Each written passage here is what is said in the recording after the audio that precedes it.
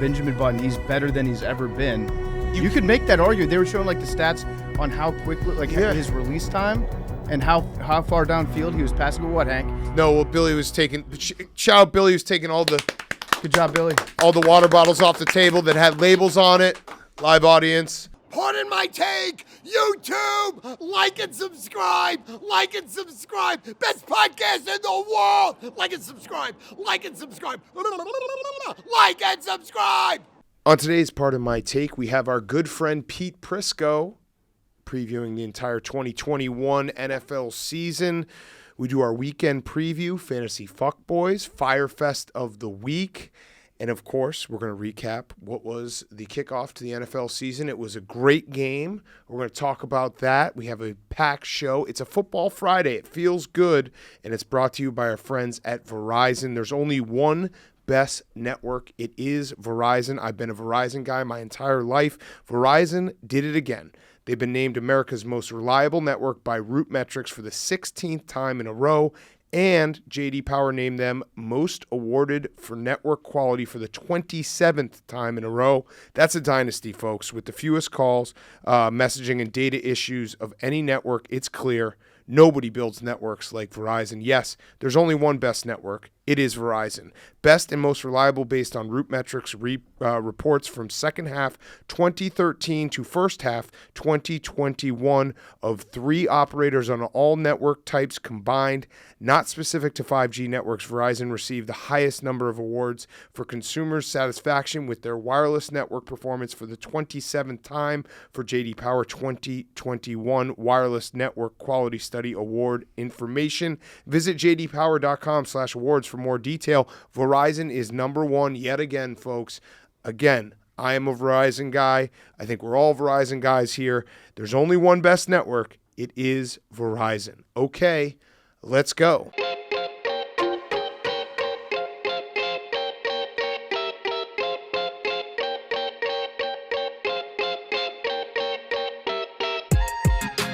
Welcome to Pardon My Take, presented by Verizon, the best network, period. The best network, period. That is Verizon.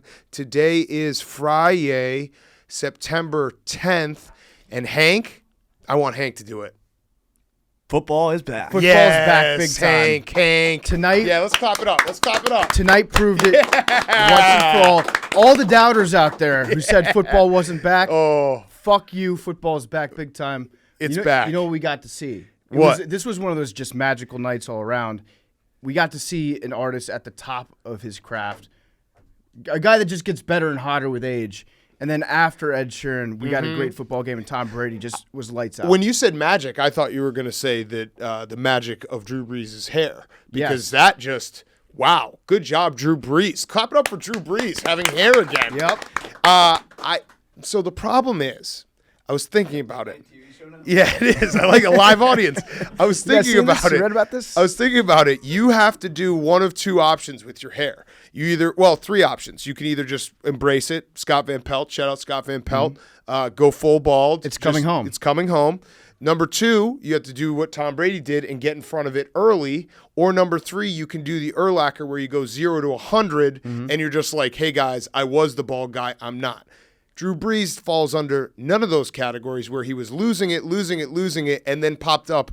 He did the Jason Witten, where he showed up and he's like, oh, got a new rug. Whoops.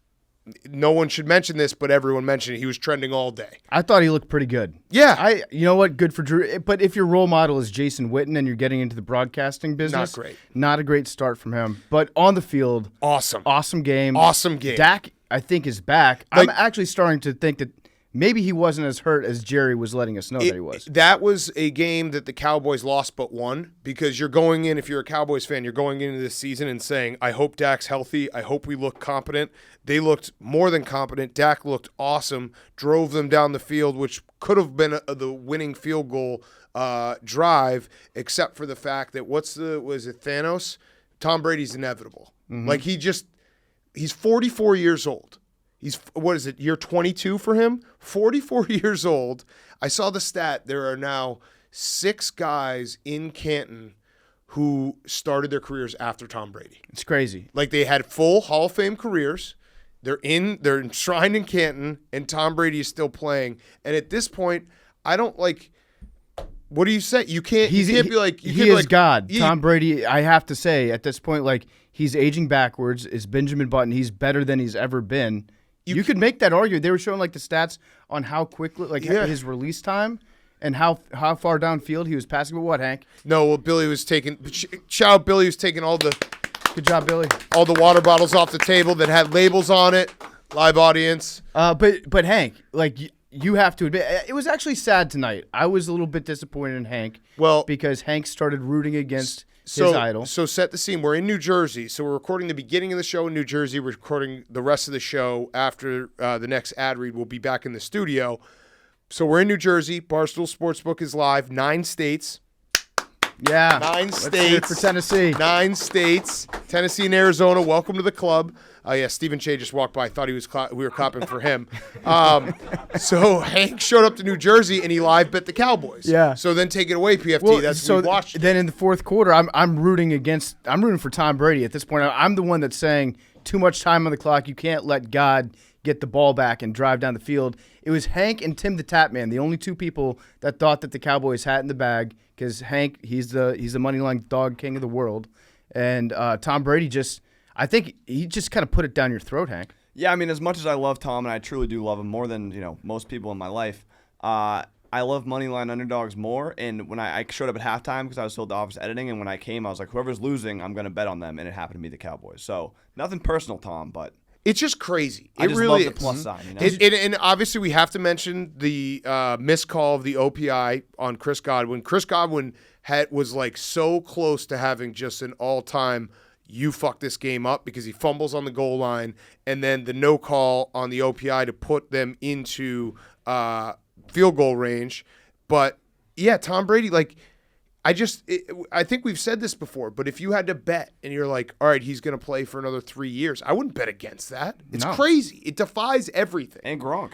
And Gronk was great. insane tonight. His hands were good, but Dak actually, like, I think Dak was almost more impressive in a way than Tom Brady was, because we didn't know what we were going to get. The ankle, the shoulder, everything with Dak. And CeeDee Lamb keeps dropping passes. He would have had an even better night if he didn't do that. Well, that pass that Dak threw, his best pass of the night, was intercepted because it hit off CeeDee Lamb's hands going across the middle. It was one of those throws in real time. It was like, Dak, what are you doing? You saw the replay, and it was the perfect pass. Yes, it was. It can't get any better. So it was the perfect pass. And if you look at Cowboys fans, this is what I really like about this game tonight. It was a loss, so the Washington football team is in first place in the NFC Beast still. True, tied, three-way tie. Yep, three-way tie. But Dak Prescott gave so much hope to Cowboys fans that they are officially ready to have their hearts broken again. Yes. Oh, yeah. Because, I walked away from that being like, Dak looks just as good as he did right before he had that horrific cramp last year that put him out for the year. So the only other thing I had was,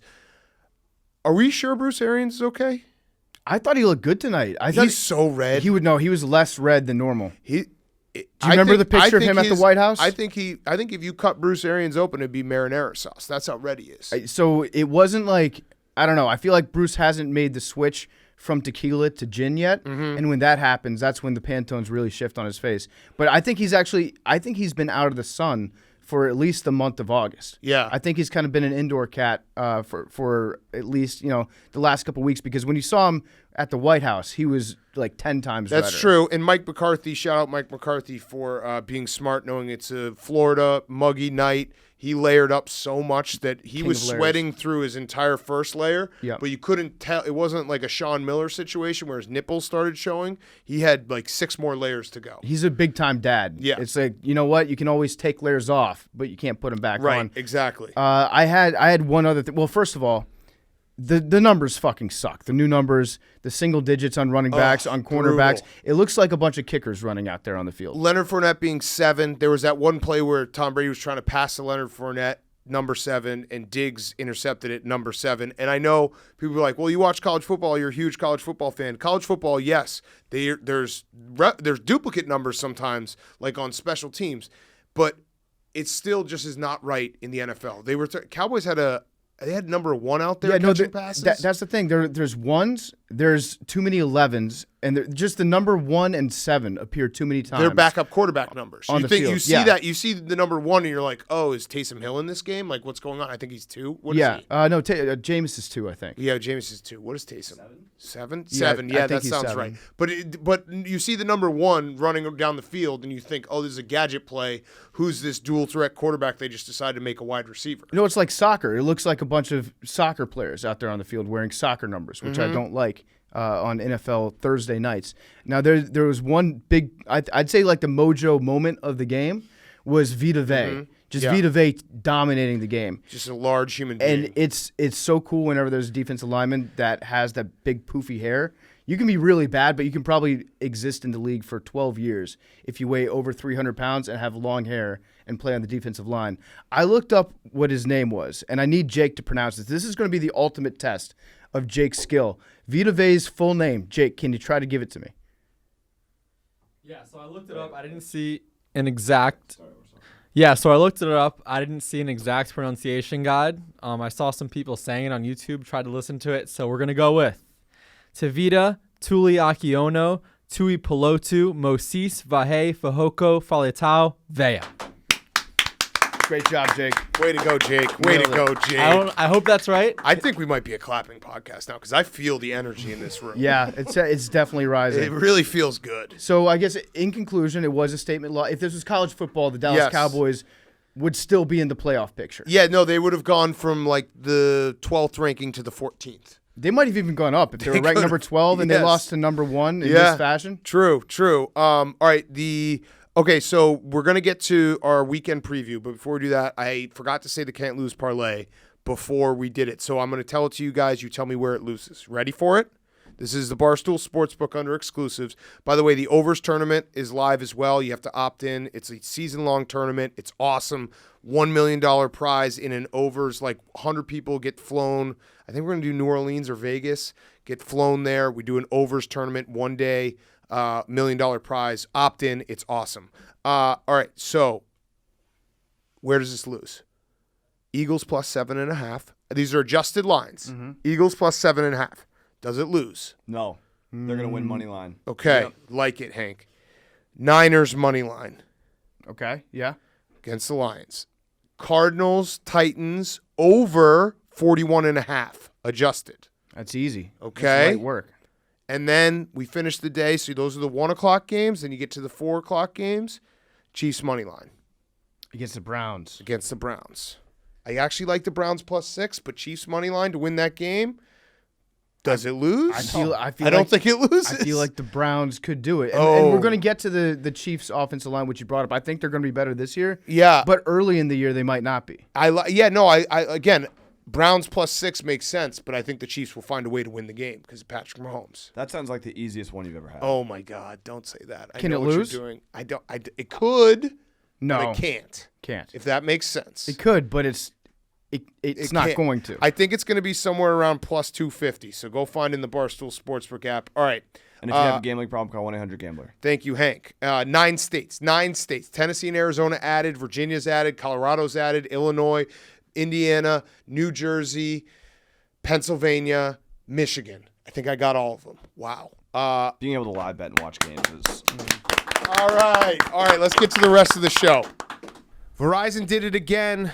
They've been named America's most reliable network by Root Metrics for the 16th time in a row. That's a dynasty. And J.D. Power named the most awarded for network quality for the 27th time in a row with the fewest call, messaging, and data issues of any network. It's clear nobody builds networks like Verizon. Nobody builds 5G like they do. Yes, there's only one best network, Verizon. I've been a Verizon guy my entire life. I can tell you right now, it is the absolute best.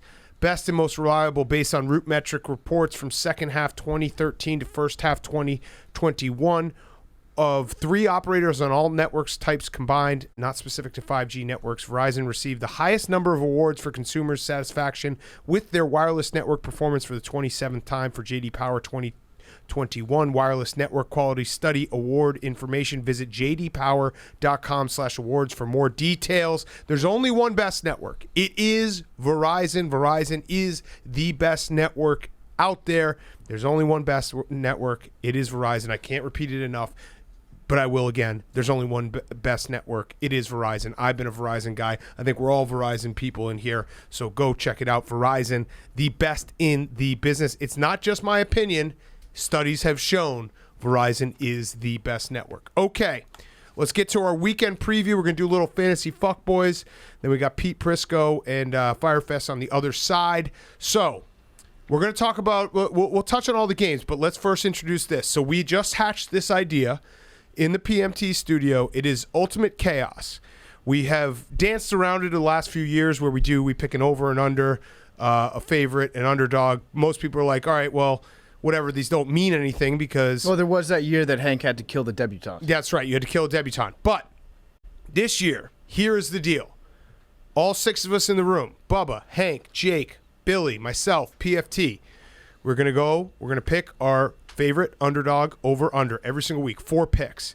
At the end of the season, regular season, the last place guy and the second place guy. So, yes, you heard that correct. The last place guy, the person with the worst picks, and the second place guy, the person with the second best picks, will have to drive from New York to L.A. to the Super Bowl, just the 2 of them. It is chaos. It is utter chaos because there's no way to plan out what's going to happen in that last week when it's down to like somebody's going to be second place, somebody's going to be third, somebody's going to be first. Second place is the chaos Billy thing. was just asking like, well, why don't you just throw it if you're in second place, not realizing that we're all so bad at gambling that it's impossible to throw it. If we were to make our like picks of the week, they're probably not going to hit at anything above 56%. Correct. So I would die for 56%. It would be amazing. If I get 50, I would suck a dick for 56% this year. That's my line that I usually don't say on air, but yes, I agree. Mm-hmm. Yes. That's usually No, you said that. You've said that on the air. I usually wait till I need a win really badly. You just pulled the Bobby Bowden third down ghost game, or Alarcon's mom, using Jesus in the second preseason. I used up my It's dick too game? early for that. Yes, you got to at least wait till like week 5 for your S and D. Well, no, game. I said I'd suck a dick for 56% overall on the season. But still, you wasted it. You wasted it. But on a big goal. Yeah, I don't know. It's got to be a specific. Do goal. I have to actually suck a dick if 56? Love is love. 56. Yeah, no shaming. No, you do what you sex you positive wanna do. podcast. All right, so that is going to be the competition. Let's just talk real quick. Worst combos to have to do this drive together. Off the top of my head, I think the combo that is most likely to crash and die is probably Billy and Liam. Liam doesn't drive. Bubba doesn't drive. Mm-hmm. So that's going to be, and we know his history with cars. And not, like the lights, not red great light, green lights. Yes. Yellow. Yeah, I was in like a pretty bad car accident, like my freshman year of college, where like Allegedly. if I'm in the passenger seat, no, this is way before I got hit by a car. Allegedly, I was in a passenger seat and I like put my head through the window. Whoa. Where every time I flinch when I'm sitting there. Okay, so I hate let's driving. just hope that Bubba doesn't finish last place. And then I got hit by a car after that, so I hate it even more now. So I'd say Billy and Bubba is probably the least likely to survive. I'm actually a really good driver. Right, but what he just said, he doesn't drive, so you'd have to do the whole drive. All right, I think Billy would be a world-class passenger. Yeah. I think Billy would maybe be my 1-1 shotgun guy. The most likely to be enemies at the end would be Jake and Billy. That would be an electric drive. We'll obviously document this entire thing. We had some good bonding on Grit Week. That's right. You talked about what your goals were. Yeah. I think the most normal one is probably me and Hank or me and PFT or PFT and Hank. I think any of that combo, it's like, okay. It's a good triangle. Good content, but it probably not going to have any. No one's going to die. No one's going to fight each other. Although if it is me and Big Cat on this trip across the country and you guys are just like high-stepping in our my faces God. while we're in a car, me and Big Cat will turn on each other very quickly. No, we'll turn on you. But I think it's liable that we're just going to go insane if they're going. Right, but we will turn on them. We might fire them by the time we get to Los Angeles. We won't turn on each other. We will turn on all of them. We might put out a Craigslist ad like seeking new producers. Right. No, we will hatch up ways to get all of you fired. I would also feel like objectively, like I would feel shame not going, or it would be weird for me to not go with you guys just producing, because it's like someone would have to go. Right. But no GoPros. We just strap the whole fucking car up. Yeah, right. Okay. I think that would give me anxiety if it was you two. I'm probably the most. So I'm rooting against that. Most unfortunate to go would be me because it would just add another 3 days to being away from my family. That would suck. But guess what? I'm a man of the people. This is for the listeners. Yeah, I did have to clarify with you before it started. I was like, you 100% positive. I'll do it. Like, you're saying this in September? Yeah, I'll do it. Make sure, keep that same energy I love to drive. in January. Yeah, I you do love to drive. So, the open road is actually nice. It's like a meditative thing for me sometimes. Except where I like doing long car trips, except for the state of Pennsylvania. I was going to say, once you get to the state of Pennsylvania and still have 36 hours to go, that will probably suck. And the state of Pennsylvania is so fucking wide. It's a chode of a state. Mm-hmm. It takes like 7 hours just to get through it. And it'll be winter. That's the other thing that's going to be an X factor. What? For the record, if Big Cat finishes second or last, I will volunteer. No. I mean, you did almost have the mud wrestle guy last weekend. I don't know if you even realized that. I'm not on call on weekends. Yeah, well, no, it wasn't going to be on the weekend, but it was weekday. I got you. The guy who challenged me to a mud wrestling duel if Tulane beat Oklahoma, and they almost did. I think that Billy would be great to have as a road trip shotgun guy for 2 days. Yeah, I think day 3, it's like I consider steering off a cliff like Aubrey McClendon. Yes. How much Joe Rogan can you listen to? Right. Yeah, exactly. Actually, probably a lot. How much ivermectin can we take? Well, hey, no, not true. No, not true. Ivermectin actually good medicine. For scabies. For scabies. There you go. Scabies. There you go. All right, so that's what we're gonna do. It's gonna be electric. I think we also should, to make it interesting. Obviously, people just don't want to hear us rattle off our picks. So when you do your picks, some reasoning. We'll talk about the game that you pick, whatever it may be. That's how we'll do our preview on Fridays. Okay? Mm-hmm. So let's start. We'll start with our favorites. And again, let's have discussion off of them because that will be what people actually want to hear. We've written our picks down. Yep. Ink and paper, old school style. Yep. What does Mike Wilbon say? I like to get a little ink under my fingers. Ink under my fingers. Yep. All right, so let's start. Billy, why don't you start and we'll go around the room. We'll end up back with me. And again, we'll just do discussion on each one. No, just the favorite. Yep. Okay, my favorite is Chiefs -5.5. Ooh. I feel like that's just a layup. All right, so I'm just playing it safe. I have thought about that Chiefs bet, and it's actually, I'll reveal my can't lose parlay, the first one of the season after all this. But I'm a little nervous about the Chiefs' full revamp of their offensive line. That feels like it could be good, but it also be could worse, a second. right? Well, yeah, we talk about it with Pete Briscoe, but you also don't know. So I'm still in the mindset with Patrick Mahomes that it's like as long as you have Patrick Mahomes, then everything will be fine. That's true. He's just like he's a nice warm meal. You can count on him. I hate week 1 of the NFL because every week 1 of the NFL, you know that there's going to be an upset that no one saw coming, and you know that, but you still are like, oh yeah, Chiefs, Niners, like. They're gonna fucking crush people. You know what I mean? There'll be one team that loses week 1 where I'm gonna write them off. The teaser killer until like week 7 or week 8. I'm gonna be like, this team's a fraud. And then once they start putting together a string of like 7-8 wins in a row, I'll be like, okay, I guess I was wrong about them. What are you gonna say, Bill? I was feeling that about the Bucks. I feel like they're going to be the upset. Oh, okay. This is now time traveling because we already watched the game and talked about it. Okay, so maybe it does happen. But Chiefs, they got to the Super Bowl with that bad offensive line. Right. So now they have a new offensive line, which isn't necessarily a bad offensive line. But they did get a lot of injuries towards the end of the season, so yeah. But yes, you're right. We'll see. You're right. Jake, favorite. My favorite's going to be Washington football team -1. Okay, that's mine as well. Yeah. Mine as well. All right, great, good. Is it yours? Well, no, it's not. But it's something I've made a intentional selection this year. At least on this first game, I'm going to bet heavy on the Chargers. No, because, you can't do that. Yes, because what's wrong with you? Yeah, seriously, that's what fan card. I'll tell you exactly why. Because I've done the equation in my head, and I think we've all probably thought about doing this. But I think this is the year I'm actually going to do it because I regrettably have expectations for the Washington football team. But I'm going to bet. I'm going to bet against them because I've made the decision in my brain of how many dollars I'm willing to pay for a win. No, and so I'm going to. Why? Because why not? when you're watching your team, it's almost like a free roll of like you already have the investment. So either you bet on them or you just, if you don't like them to win, you just root really hard because that's fandom. I also like the Chargers a lot this year, a scary amount to the point where everyone likes the Chargers. I was talking to Stu Feiner and I was like, Stu, I love Justin Herbert. I have a future on him to win the MVP. I have a future on the Chargers to win their division. And he was like, so do I. The Chargers are the best team in the AFC. I'm putting all my money on the Chargers this year. So now I'm like, fuck. Stu, all right. I love Stu, but I don't know if you want to be in the foxhole with him week 1. Yeah, no, he struggles out of the gate.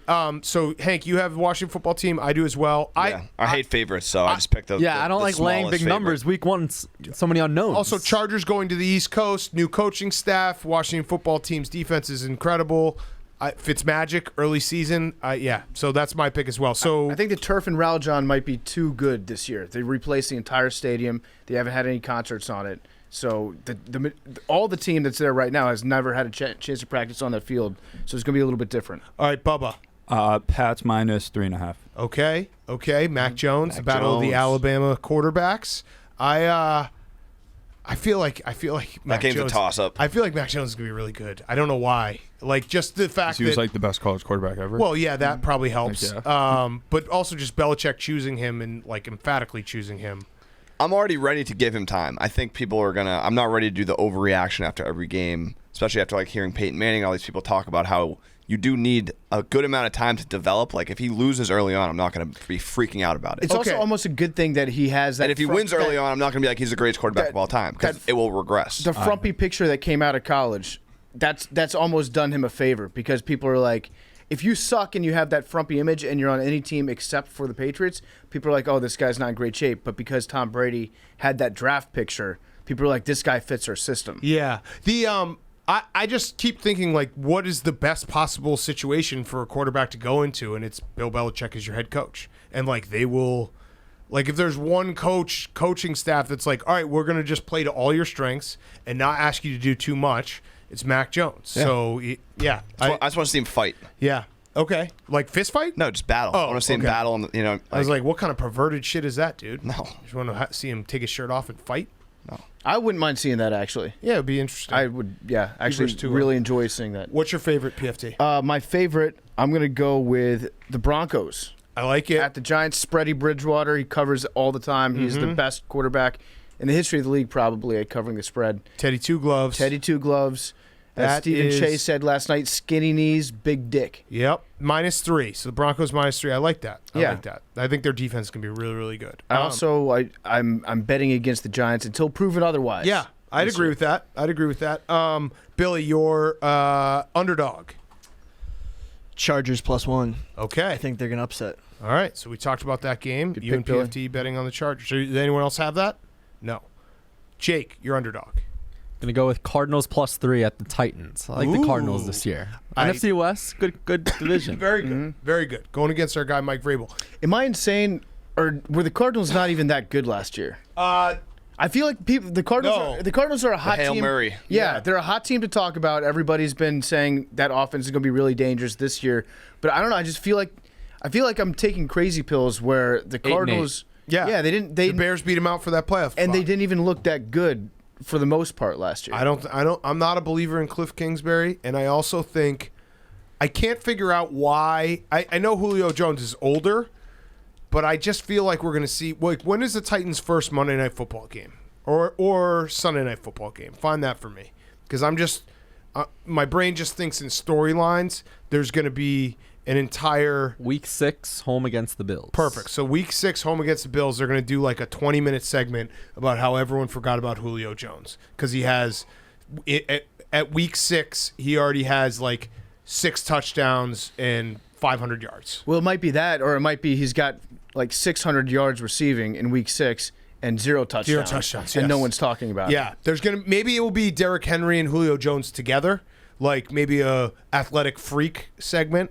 Maybe bring back Rick Riley. So Get a bunch of like the kids they played against in high school. Yeah, you can see it, can't you? Yeah. Okay, your favorite The Stillers. Oh no, the underdog. underdog. The Steelers. Yeah, +6.5. I hate that pick. I hate it too. Are you on money line? Is that a question? Yeah, Hank, you do hate our friends. It's pathological at this point. Absolutely not. I mean, the Bills are a division rival, and No. we've talked all offseason. It's your guys' Oh, fault. to the Patriots. Okay. You guys have talked all fucking offseason about this diet, how Big Ben has changed. He's a new quarterback. He is. He's and skinny. I've bought in. I've sat here in the producer chair. I've listened to you guys like talk about how good that's going to be for him and how the team's going to be good. They already have a good defense. Okay. And this is the ultimate. Like everyone's so high on the Bills. This is the game you guys were talking about. Here's though in my mind. This game to me, this is the #1 fan game of the weekend. Yeah. I think this crowd is going to be so electric, and people are like, "Oh fuck, we forgot how much fans can impact a game." True. However, there's something new in the Bills tailgate this year. I just saw it today. They're not doing the ketchup anymore. They're not doing the ketchup spray. COVID? Pinto Ron? They're not doing the bowling ball shot COVID anymore. Might be COVID issues. I don't know. How is the ketchup thing COVID? I don't know. Yeah, it's probably COVID though. Yeah, COVID protocols. Yeah, people. Well, they lick the ketchup off. People don't see that part. Everyone in Buffalo licks it off. They just walk up with hot dogs and spread them it all over 'em. So I think the Bills in Buffalo. That's going to be the fan game of the week, where we look back and we're like, "Holy shit, that was awesome." They look incredible, and then they'll probably lose the week 2 against the Dolphins because they will be at Miami. It'll be a letdown spot. All right, Bubba. Saints plus 3.5. Okay, nice. I think you might actually get 4 there. Let me double check. I just looked.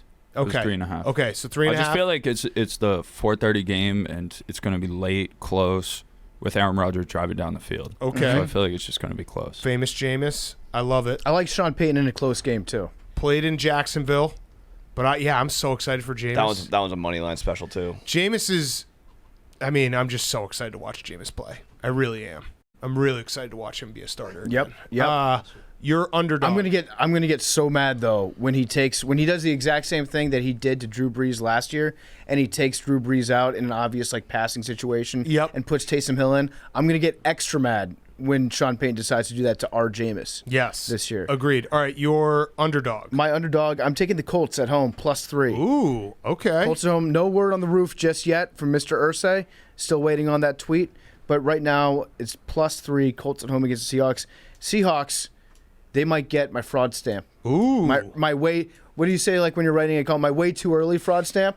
My way too early fraud stamp goes to Seattle. I would like that pick if Carson Wentz wasn't playing. I'm okay with it. Yeah, Carson Wentz has reached territory where, I would, if you tell me the Colts are +3 and who's their first backup? Jacob Eason? Yeah, Jacob Eason's playing. I'd be like, oh, I like that. That's plucky. If you tell me Carson Wentz, he's just going to spin around and get sacked. Well, I think, you know what I've done? I've fallen into the mental trap that the entire city of Philadelphia fell into for the last 3 years, which is I'm convinced that Carson Wentz can be a good quarterback with his old quarterback coach. In the right system, he can play like an MVP again. Yeah. So I'm already thinking that maybe that might be something that could happen week 1. I don't expect him to start the entire season, obviously, but I like the Colts at home right now. All right, my underdog is going to be the Eagles +3.5. I feel like we've kind of written off the Eagles going into this season, and I don't think the Falcons are going to be good. Their defense is not really improved. Obviously, their offense is going to be electric because it always is. But yeah, I think we whether it be the new coach or Jalen Hurts or whatever it may be, we've kind of said, oh yeah, the Eagles are going to suck. I feel like that's where they're going to be. I don't know, somewhere in that 7 and 10, 7 and 10, 7-9-1. Yeah, 7-9-1 area where there will be a moment where they're competing for the NFC East sometime in mid-November. I have this game circled as I don't know who's going to win, but something stupid's going to happen in the fourth quarter game. Oh yeah, something real dumb is going to happen. Oh yeah. All right, over. Steelers Bills 48.5. All right, we've talked about that game. Good pick. I'm with Bill. I had that too. Okay, I have that too. All right, 4 of them on that over. Okay. Hank. All right, I'm going to respect the rules. If I was not going to respect the rules, I would just switch my under to that pick. But that's why it's good you read it down that's before. where your brain's at. Okay, good to know. Yep, already cheating. No. You're mentally cheating. You're emotionally cheating. No, I'm going to bet the under for sure. Right. But for the sake of the contest, that's why it's good to write them down. Yes. I'm a man of honor. My over is Lions 49ers. Same with mine. Jared Goff, MVP. Put a little money in it on the Barstool Sports book. Yep. Something to think about. 45 is the number there. That's I like my it, under. Hank. It's great odds. Oh, that's your under? Yeah. Okay, well, we'll get to the under. So 45, and by the way, the Bills-Steelers is 48.5 over. So those are our overs. I do think the 49ers are going to whoop the Lions just because the 49ers are healthy for the first time in a year and a half. But Jared's going to put up numbies. Exactly. Agreed on that. Little fun stat for the Lions. They could become the first team ever to beat every single bird team in the NFL this year. Ooh. Dan Campbell might be a bird hunter. Wow. Okay, I like that. All right, we go to our under. I think we've touched almost every game, but let's go to our under. Billy. Jacksonville Texans. There we go. We hadn't touched that game. 45.5. I just feel like it's going to be a sloppy game. I can't name one person on the Texans, as PFT pointed out. Yes, you can. Tyrod Taylor. Deshaun Watson. Yeah. He doesn't count, though. Are we, like, we're just not going to talk about it? I have him on my fantasy fuckboys. Really? I mean, it's just, no, I'm not talking about us personally. I'm just saying the media. Deshaun Watson? Yeah. And they're just not going to talk about it. Wait, is he playing? No. No. Okay. No. Like, that's, I think it's just the most bizarre thing that is unfolded now. everybody's very confused as to what's going on. Yeah. Because I think the reason nobody's really talking about it is because no matter what is true, it's an insanely fucked up situation. Correct. Like best case scenario for humanity is that Deshaun Watson is being set up by like 25 women making these accusations. Worst case is he's like the biggest pervert in the history of organized sports in America, possibly. And on top And a of psycho. everything that's going on off the field for Deshaun Watson, it's like totally forgotten the fact that he demanded a trade right before all this came out. So he doesn't even want to play for the Texans. And I don't even know if the Texans want to have him play. No. It's a very bizarre situation. All right, good under. I'm going to go 49ers Lions under 45. And that's Liam's as well. Yes. Okay. Two quarterbacks and two teams at new quarterbacks. Maybe a little. What? Jimmy G? Oh, are they starting Jimmy G? Yeah. I'll keep the pick. Okay. Thought they were starting Trey Lance. That's Yeah. a research the mistake. pick. That's okay. Yeah. That's okay. Happens. Yeah, it happens. Go ahead.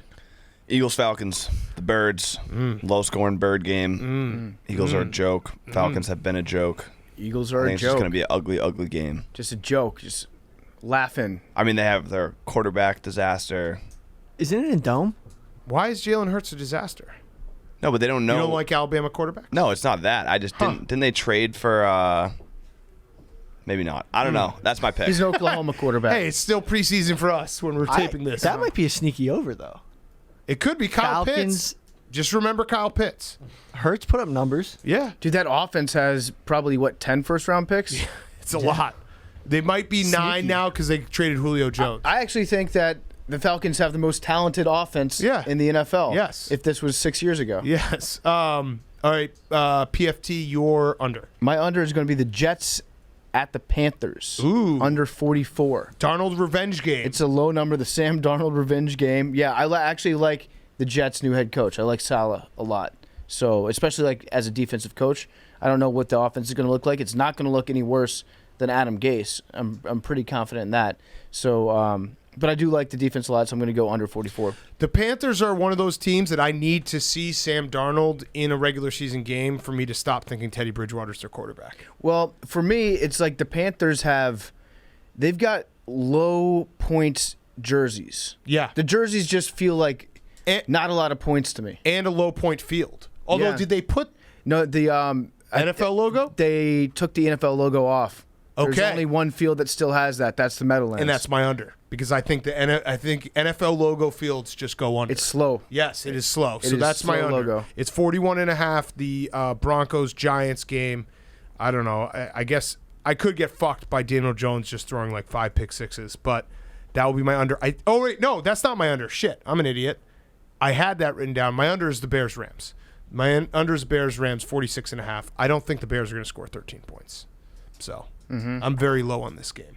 You don't think that Matt Stafford's going to go out and this is going to be his like announcement game? I think this is actually the latest in a career that somebody could have a coming out party. Yeah, no, I think that the Rams are going to be good, but the Bears defense is still decent. They still got some dudes.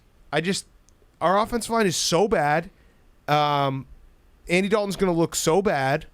The game's going to be so bad, and I'm going to feel so bad. So that's an under. Mm-hmm. That Say dude, add all 46.5? those so bads up. That's an under. Yeah, 46.5. Is that what It is says it? 47 now. Oh, 47. Then give me 47. There we go. Bank error in my favor. All right. Any games that we didn't touch? This actually was a very efficient way to talk about all the games on Sunday. I think we hit them all. Oh, Vikings-Bengals. Only game we didn't hit. The only note I have on that is the giraffe named after Joe Burrow died today. That's significant. Yeah, so we do need to Bengals discuss mortal it. So lock. do we need to go Bengals mortal lock. Bengals mortal lock? Mortal lock. R.I.P. What's his name? How Give old it was to that me. giraffe? Joe I Raff? need that right now on the All record. systems Joe. Joe Raff. Did they name him that when it was Joe. born? I don't know. Just Oh, it would be a great name for a giraffe. yeah. The Joe Raff. Let's see. By the way, it's Burrow with the EOX. Oh, okay. right. You know, it would be a great name for that if he was still at college. Just be Neck. that would be great. Great giraffe. Should we talk at least a second about Jamar Chase being like, I can't see the ball? That feels bad. It might be a little bit of fake news there, Big Cat. Oh, is it? Did Florio get us? Florio might have gotten us with his classic bait and switch clickbait Florio. Damn. Never trust anybody who goes by PFT. Why can't you What was the trust original Florio? report? Florio's had a report that Jamar Chase, because you know It's true. It's true, but Oh. there's What was the report? There's a little bit of context. it was so the football's in the NCAA. We've talked about it a million times with Brady Quinn having a fuckable spiral. It's because they have that white paint. It looks better in the air. The footballs in the NFL don't have that. There was a tweet, which I guess I'm very much part of, like the people who see a tweet, don't read the article, just see the tweet. So the tweet was essentially that Jamar Chase is having trouble seeing the ball. He's had noted drops during preseason and practice. He's having trouble seeing the ball without the white paint.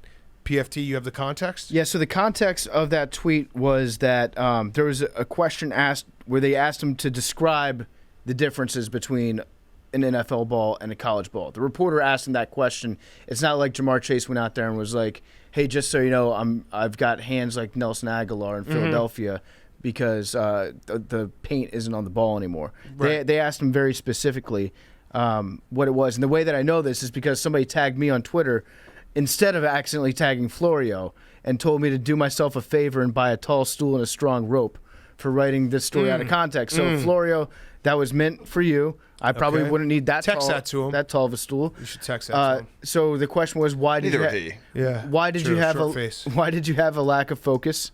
And he just said it's a bigger ball adjustment. I don't want to make any excuses. I got to be a pro and make that catch. That sounds like an excuse. And then you mentioned early on the NFL ball is a little bit different. How is it different? And was that more than you expected? And he just said the ball is different. He described why the ball is different. Got it. Because it's bigger and it doesn't have the stripes on it.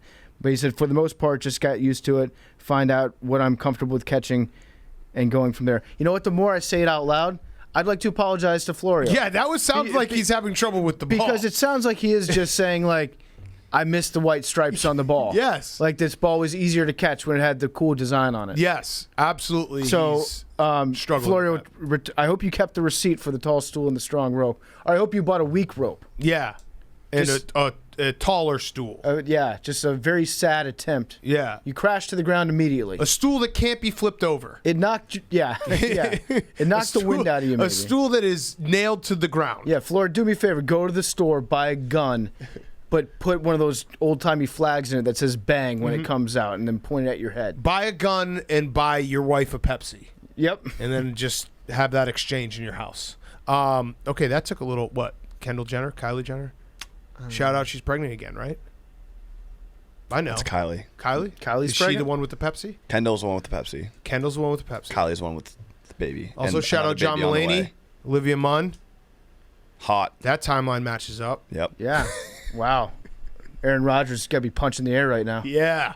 No, Definitely. that's why I'm taking the Saints. Yeah. Aaron Rodgers is gonna Revenge be mad. game. He's gonna be mad. A celebrity revenge game. All right. Let's do Fantasy Fuckboys. And then we got Pete Prisco talking all about the NFL. We hop around with him. Little preview of everything. Let's do it. Oh, baby. Yeah, we're off to a hot start. Yeah, let's go. High energy from the H-Man. My fucking name is Lateral McJatteral. My stardom is arm press extensions. Yeah, Yeah, okay. Time to get fucking in the season. It's bulking season. Billy's laughing. He knows how key of a fucking exercise this is. You want your arms to get big. You got to extend them. You got to press them. You got to push. You got to pull. Send that to the Taliban, those weak fucks. Fucking Triceratops over here with those arms. My situm is Desean Watson. What'd he do? I don't know what he did, but he's not starting this week. If you fucking drafted him on your team, you don't want to play him because he's not fucking playing. I don't know why. For the record, Deshaun Watson, perverted. Pervert. Not Italian. Not Italian. And my sleeper is Chili. Oh, that's mine. Oh, yeah. Sit him. That's my sleeper. I love chili. It's that time of year. Get out the crock pot. Not yet. Yeah, it is. No, Not yeah, yet. yeah, You gotta be under 70 degrees. No, yeah. Nah. Yeah. Uh-uh. No, yeah. No. Yeah. Oh, yeah. Yeah. Chili. If oh, it's yeah. football on the TV, it's stinky butt season. Fuck yeah. All right. What's up, dickheads? This is Andrew Cuomo. Come here, let me give you a little sugarino on your Get away cheek. from me. Yeah, there we go. Yeah. Daddy's here. It's okay. It's all right. I'm starting this touch weekend. I'm starting Pepe. That's right. I'm starting Pepe. The Pepe. Pew? I'm talking Pepe, the superstar. Pepe, the god for the U.S. men's national Talking soccer soccer. team. Pulisic, get off the stage. Torch passing scenario. Pepe is God. The new playoff P, bitch. Soccer's #1 pervert sport. We fucking No won hands. UEFA. No hands. Oh yeah, that's my rule around the house now How too. could I have done it? I got no hands. got- Wait, I thought we lost. I'm good at we soccer. won. Oh. Yeah. Not even allowed to 3-1 in the middle of the night. Play a little pinch and roll. I'm sitting every Ravens running back ever of all time. That's right. They're all injured. They all got weak knees. Take a knee, boys. The offense is gonna. You have to go Edgar Allan throw. Never score. Quoth the Ravens. Love it. I'm sleeping. Your grandmother. Rest in peace. Oh, damn. All right, what's up, guys? It's Tony Ravioli. Tony Ravioli. My stardom is going to be similar to Andrew Cuomo's sleeper. No, sit 'em. The Ravens, I think Barry Sanders is going to make a comeback with the stardom. The Ravens need a running back. Every name's getting thrown at the wall. Let's get that out there. They get that guy Jamal Lewis out of prison yet? Yeah, Priest Holmes, where he at? Danny Woodhead, we're all counting on you. Let's go, Larry Johnson. If he's not busy chasing down pedophiles with QAnon, let's get him on the field. Even better. All right, my sit-em is weather. Weather's sitting them because guess what? It's supposed to be like 75 degrees, sunny all weekend long, and I don't give a fuck because I'm going to be sitting inside watching football like a real man. That's right. It's always 71 degrees, perfect humidity, and love 100% chance of cold ones. It just bummed me out thinking that I'm not even going to see the sun on Sunday. My sleeper is chili. Don't eat it yet. I'll give you the word. Hey, how you doing, you fat fucks? It's Anzalone Trenbolone. My stardom is Gable Stevenson, because you know what? He's ready to rumble. He's going to be going into WWE and still wrestling for Minnesota. My sit-em is Jamar Chase. As we talked about, he can't fucking catch. He can't see shit. He needs white lines, whatever. My sleeper I got is- a couple white lines Yeah. for you. Oh, Sounds like you shit. ripped a couple white lines. You're not taking a breath. Test He it, needs Johnny Manziel throwing him the ball. test it for Test fentanyl. that Test shit. it for fentanyl, guys. Fentanyl Please, for no, elephants. seriously do. Dude, test it. Yes. Get Narcon. No, honestly. My sleeper is Steve from fucking Blue's Clues, because you don't know when he's going to fucking show up. Yeah, that guy's a weirdo. It's fucking boom, coming out of nowhere. Make you thinking about shit. I didn't actually watch the video, but oh my god, it was so emotional. I didn't just watch it fucking either. I make you just think saw the about shit. memes. Fucking deadbeat coming back after 16 years, expecting I'm here. He comes and walking in the door, expects me to roll out a nice meatball and gravy for him. Up your ass, Steve. Yeah. Who the fuck goes Shove to it. college for a couple years? Comes Dude, back. that guy, like, I like when viral videos happen and our attention span is so low now, or so small. I just skip right to the memes. It's like I'm not gonna watch the video, but yeah, I'll consume the memes. So I kept waiting for him to apologize for taking the shit in that hot tub. I thought Yeah. he had a drug problem. No, he was going bald. I so thought all there was kinds like of weird stories. shit with him too. Yeah. like I think that might have was been like an old internet rumor thing. Yeah. Oh, he sucked his own dick? No, it was just Marilyn like he Manson, like yep. had to leave because of. He had to get his stomach pumped. Yeah. No, Marilyn Manson got a rib removed. No, but also he had to get a stomach 'cause pump too because much. he sucked No, that off was- the Dallas Cowboys. I think that was Alanis Morissette. maybe that- Lil' Kim. That one varied depending on where you grew up. Yeah, that was maybe Lil' Kim. I don't know. All right, anyway. Desean Watson, I had one last point on him. Every year, one of the best fantasy football moments is when someone takes that first guy that's got like, oh, and everyone's just like, okay, dude. Mm-hmm. Like But they don't know, yeah. Yeah, you have that moment where you're like, oh, so morals? You're not drafting a team that, morally sound? Or they're just that out of the loop. Like it's like your friend group that one of the guys might not even like pay attention to NFL offseason storylines. It's just like, yeah, Yeah. Deshaun Watson, lighten it up. What if it comes out that like Deshaun Watson He's still good, organized right? all of this and set himself up just so that he would try to get Not traded, have to play. so he would get away from the Houston Texans? Yeah. I actually think that's the best possible outcome just for all of our mental health. Yeah. Yes, that if it was just he is behind all of it. Yeah. Yeah. But it is always a very, very funny moment. Every person's gone through it in your fantasy football draft when the first questionable character gets Tyreek taken. Hill. Yeah, it's like, oh, okay, cool. Thought you were a father. Oh, all right, fine. All right, let's go to Pete Prisco. We got Pete Prisco. We're gonna talk some NFL with Pete. We're gonna whip around. Pretty much, we hit every team, and let's do that. Okay, we now welcome on our very good friend, Pete Prisco. You can find him on CBSSports.com. He's an analyst for CBS Sports HQ.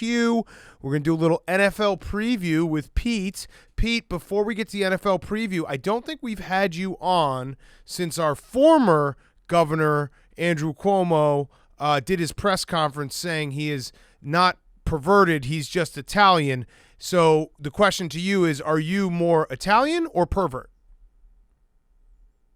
Ooh, more Italian. No, I think the pause there is pervert. That was a pervert pause. No, well, I mean, no, more Italian. Much more Italian. Much more. Wow. Oh yeah. You had to think about it though. Man, I got an Italian horn right here. There we go. Me? Oh, he's taking off his shirt. Yeah. He's a pervert. Wait, Peter, are you waxed? Huh? Do you wax your chest hair? No, I don't have any. I'm one of those Italians that has no hair. You're just like a mole rat Italian. Like a smooth little boy. Yeah. So wait, percentage-wise, 90% Italian, 10% pervert. Where do we land? No, 90%, 10%. Yeah. 90%. Okay. All right. That's fair. All right. All right. So not a pervert. Not a pervert. No. All right. Let's talk some football. Let's talk some NFL. This is a blank canvas. I guess let's go high level first. Did you do a Super Bowl prediction? Do you have two teams that you think are by far the best in the AFC and NFC? Well, I don't know if they're by far the best, but yes, I do have a Super Bowl prediction, and it's the Buffalo Bills winning it all, beating the Tampa Bay Buccaneers. Let's go, Pete. I like that. Yeah. You might be the only person I've seen that actually has the balls to pick the Buffalo Bills to win. Everyone's like, the Bills are, they're my team that you got to watch out for. They're going to be in the hunt. But everyone has the Chiefs beating them in the AFC. But you think this is the year that it gets down in Buffalo? Well, for a couple reasons. One being, I think Josh Allen's only scratching the surface of what he's going to be as a quarterback. And, all that running around stuff he does and the called runs and everything, those are going to be – they're not going to be as many as those this year because he's going to be better in the pocket. He's going to go through his progressions better. He's going to become a better quarterback. And then on the other side of the ball, the one thing they got to be able to do when you play Patrick Mahomes is knock him down. Well, they've added a bunch of guys that can knock him down. Russo, Boogie Basham. I think Epinesa is going to have a big year. They're going to be much better on defense. And I think Sean McDermott's one of the most underrated coaches in the NFL. Okay, I agree with you there. I like the Bills' love. Let's use that to then go to the other team that you just mentioned, the Kansas City Chiefs. Are you buying the whole storyline is the revamped offensive line? Are you buying this? Because I know looking at it, they have 5 new guys. And that's very rare to just completely wash away your offensive line, no continuity. Are you buying this Chiefs offensive line, getting them back to, look, they went to the Super Bowl last year. It's not like they were bad, but that clearly was their weakness that did them in. Are you buying it? Well, on paper, I'd say, look, they're going to be better, but you remember there's 3 guys on that line that have never taken an NFL snap in a game. The center, Creed Humphrey, the right guard, Smith, and the right tackle. They've never played in an NFL game. And so to sit here and say with that 100% certainty they're going to be better would be mistaken. I think you got to let it play out. But on paper, do they have a chance to be significantly better? Yes. Because I think sometimes we get caught up in older guys. And I'll use the Steelers as another example, by the way. The line last year was a disaster, and they got a bunch of young guys playing now. It can't be any worse than what it was. And it's not going to be any worse for Kansas City than it was in the Super Bowl. I can guarantee you that. So, but again, until we see them on the field together, they're talented, but that takes time for a group to mesh. Yeah. Mm-hmm. Give me a team. Give me your rookies of the year. Who do you think are going to be the most impactful rookies? Are you a big Mac Jones guy? I think Mac Jones is going to be good. Trevor Lawrence is going to be rookie of the year because they're going to be bad on defense. So he'll throw for a lot of yards because they're going to have to play from behind. And so I think he's going to be the rookie of the year. On the offensive side of the ball. I think defensively, I think Joe Tryon is going to be the rookie of the year. That kid's unblockable. And it just depends on how many reps he's going to get because they have other guys in Shaq Barrett and Jason Pierre-Paul who can rush the passer. But of all the guys I saw in training camp, he was the most impressive rookie of all of them. I mean, he was unblockable at times, and he's working against 2 good tackles in practice most of the time. Yeah. What do you think about the fact that Trevor Lawrence hasn't played from behind that much? This is going to be unfamiliar ground for him. Good question. You know, and I've had some people. It's a good point you make, because I've had some Great GMs GMs in the league actually say, "What's he going to be like when he has some things he has to overcome?" Because he never did it in high school. He never did it in college. Yeah. That's a very good assessment. He'll do it. He'll have to do it week 1, by the way. Yeah. Because I think that's going to be a tough game for them against the Texans on the road. Like, I mean, just let's throw out a random name like Sam Ehlinger, right? If he gets time with the Colts, he's been in games where he's been behind. He's been in games that he's lost. Like, he has that seasoned veteran feel to him, right? Yeah, but again, this kid is so super talented that I don't think Sam it's really Ehlinger?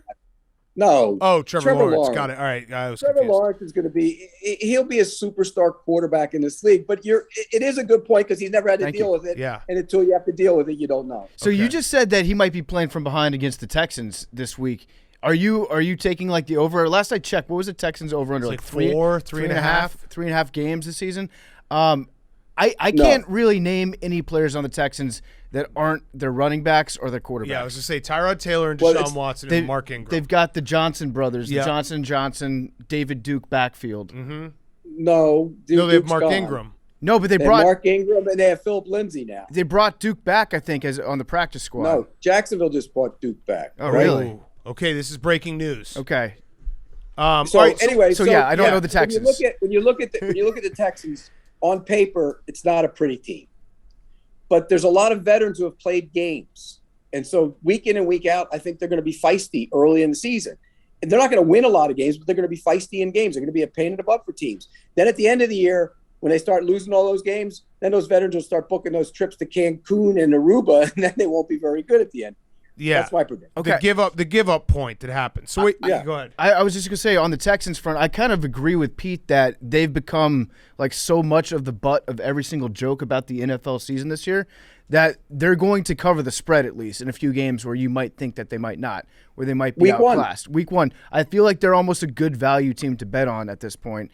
And as the season goes on, they're going to get worse and worse, not just for the reasons you said, Pete, but I think that the Texans, what they've done is they've just acquired a bunch of players that they think in the back of their mind they'll get something for them over the course of the season. They'll be able to trade away like a quarter of their roster because they've got all these vets and get some picks back, some like second-day picks, and try to build for the future that way. Well, they already traded. They traded Bradley Roby today. Right. So, I mean, yeah. I mean, look, the obvious question is, are they tanking? Yeah, well, you tanking? can't tank in the NFL. You can't truly tank in the NFL because, like you said, because guys are but you're playing right. for their next contract. Right, because you can't tank because once guys get out there, they play. They got to play because you're going to get hurt if you don't play. I get it. I understand.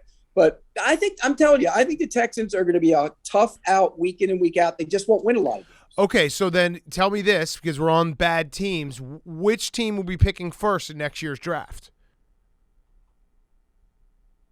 The Lions. Oh, Okay. I was going to say it's probably, if you're picking from a group, it's the Lions, the Jaguars, maybe the Jets. Yeah, unless Zach Wilson is incredible. I'm trying to think who other. No, wait. Okay, so if Zach Wilson's incredible, they won't be picking last. But if Trevor Lawrence is incredible, the Jaguars won't be picking first. I mean, right? You would agree with that? Yeah, I think the Jets. I mean, doesn't it feel like the Jets might have a little bit more on defense than the Jaguars right now? No, because the Jaguars' defense completely changed. Yeah, but they got the Jaguars. If you look at it position by position, the Jaguars' corners are better, significantly better. Yeah, you're right, and they play in the South, the AFC South. The AFC East is going to be very competitive. Yeah, I agree. I agree. Do you think if I had to give you gun to your head, Dolphins or Patriots, one of those teams makes the playoffs? Which one are you picking? Patriots. Really? You believe in Mac Jones? Because I think their offensive line is significantly better. I think defensively they get Hightower back, but they also get a bunch of guys like Josh Uche is going to have a great year for them. And Belichick knows defense. And the concern is, what do you do throwing the football? Because the receivers aren't great. I think they're going to run the ball. I think Harris is going to have a monster year behind that offensive line. He'll take the pressure off Mac Jones. He'll get comfortable at the end of the year. And they're going to be a playoff team. Well, here's a quick trivia question for you, Pete. Who was the last rookie quarterback to win a playoff game? Was it Sanchez? Nope. Who was it? It's your boy, Russell Wilson. In that Was he game, the last one? game against the former Washington Redskins football team, Against when it was Robert him Griffin. and RG3, Yeah. the game I believe you dubbed the Toilet Bowl because it was just going to be read options, and you thought that trend would go away. Yeah, and if I'm not mistaken, the read option did go away in Washington that day. It did, yeah. Well, that had more to do with the field. FedEx Field won that game. The guy was Round John never the 1, same. football team 0. But he was never the same after that. I know, but I think that had less to do with the actual style of football that they were playing that day and more to do with the surface of the field. You remember the toilet bowl reference. I like that. I do, yeah. That's when I saw your takes and I was like, I like this guy. I think me and this guy can butt heads. Also because we're the same height. Yeah. 5'1". Pete, give me the team or teams, maybe go AFC and NFC, that you'll be most disappointed in. Most disappointed in. That I'm going to be disappointed. Or that the world is going to be disappointed, that they have high Rams. expectations. Okay, so the Rams. Rams. So are you of the mindset the Rams obviously have some great top-end talent. They probably don't have the depth, and Stafford has to be we were talking about this about a month ago. Like, Stafford, I've always thought Stafford's good. I've always thought he's better than, what the Lions were able to put around him. But what if he's not as good as people expect him to be in Sean McVay's offense and with the Rams? Because this is it for him. Like, this is the big step up. Everything's supposed to be in place for him. He's got to perform really, really well this year. Well, there's a lot of pressure on him, and I'm in the Matt Stafford camp. I think Matt Stafford's a heck of a quarterback. I think he's been underappreciated, to be honest with you. But that you mentioned the depth, and that's going to be the key for them. When you're so top heavy, the way they are, I mean, what do they have? 3 of their players, Stafford, Donald, and Jalen Ramsey, take up a ton of their cap room.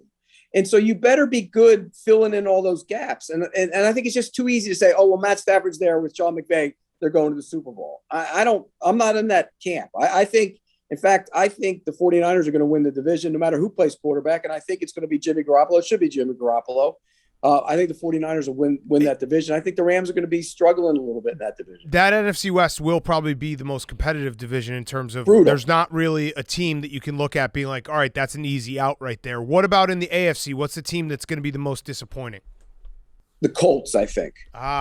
Okay. Because I think normally I'm not bullish on the Titans because I think they're that team that's always playing that run-heavy offense and playing solid defense, and you make the postseason, but you're not going to really make the true run because of the style of play. But they're throwing the ball around a little bit more now, and I think that's going to change them. They have to rush the passer better to be a deep, deep playoff team.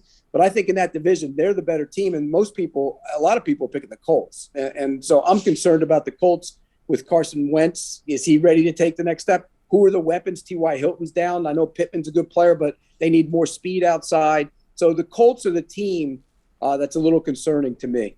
Okay. What about another team that is getting obviously a lot of buzz? It feels like this is the first year where you can really say, like, the Browns, they've had some preseason excitement in the past where people want to will them to being good. They are good. They're a good football team. Do you think that they will be able to replicate last year in terms of winning a playoff game, going to the playoffs, all these things? Like, is this gonna? Because I want the Browns to be good. I'm rooting for Baker Mayfield. I do think the Odell thing is not talked about and very weird. That, like, he was significantly better without Odell. What are your thoughts on the Browns?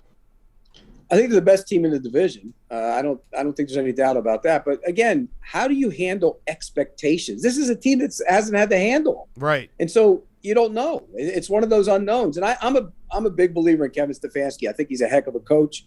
I think what he's done with that team, turning it around, is a heck of a job. But now you have expectations. It's one thing to take a bad team and make it better. Now you have to take the good team and keep it there and make it even a little bit better. And that's a challenge. You mentioned Odell Beckham. Look, I'm never going to be in the camp saying, oh, they're better off not having Odell Beckham, because I don't believe that. He's a heck of a player. It's just a matter of making it work. And I think Kevin Stefanski will make it work. They're the best team in that division. I don't know if they're good enough to get to the championship game. I think they're just a little bit off from doing that. But they're going to be a tough team every single week. What about team out west? I've actually got the Chargers winning that division this year. I put a future on them. Whoa. I like the Chargers a lot. I like their new head coach. I like Herbert. I like their defense getting healthy. I mean, it is the Chargers, so like you can set your watch that after the second week in October they'll have some significant, like whether it's an injury or just bad luck that happens to them. They have a lot of bad luck. But I think that the Chargers are talented enough right now. I think their coaching is good enough, and I really like their the offensive coordinator that they've got, Lombardi, right? From the Saints, yeah. From the Saints. So can you talk me out of the Chargers? Because I put a decent future down on them to win that division and for Herbert to win the MVP. I'll talk you out of it by saying the Chiefs are in that division. Mm-hmm. Yep. Yeah, that's reason enough to talk you out of that. Look, I'm with you. I think Herbert's a star in waiting. I really do. I think he's special. All these people saying he might have a sophomore slump, I don't buy it.